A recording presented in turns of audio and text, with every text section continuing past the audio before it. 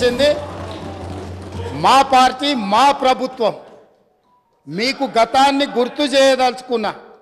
ఆనాడు హోంమంత్రి మహమూద్ అలీ గారు అక్కడికి వెళ్ళి ముఖ్యమంత్రి గారిని కలవడానికి వెళితే ఒక హోంగార్డు మీకు అనుమతి లేదు, మీకు ప్రవేశము లేదు, మిమ్మల్ని లోనికి రానివ్వము అని చెప్పి వారిని అవమానించి ఒక హోంగార్డు హోంమంత్రిని వెనక్కి తిప్పి పంపించిన చరిత్ర పుటలలో నిక్షిప్తమై ఉన్నది.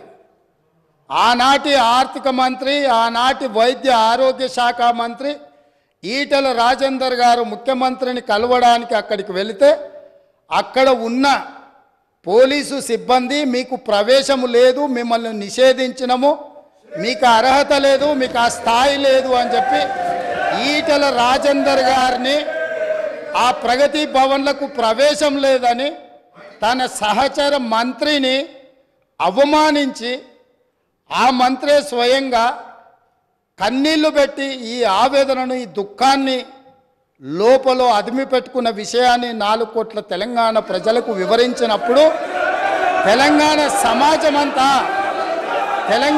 సమాజమంతా దీన్ని గమనించింది. ఇదే కాదు, ప్రజా యుద్ధ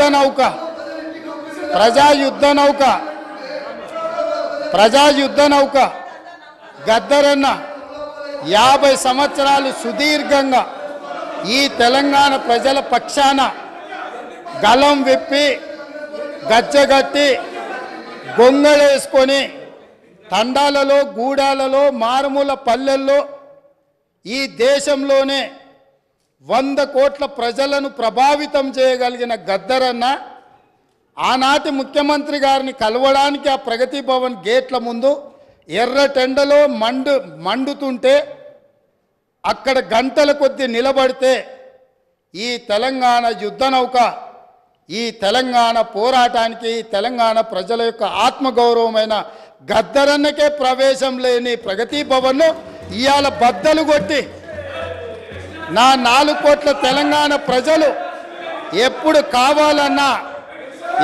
కావాలన్నా ఎక్కడికి వెళ్ళాలన్నా ఆ ప్రగతి భవన్లు గేట్లను, ఇనుప కంచెల్ని బద్దలు కొట్టిన ప్రభుత్వం మా ప్రభుత్వం, ప్రజలెన్నుకున్న ప్రభుత్వం, ప్రజా ప్రభుత్వం.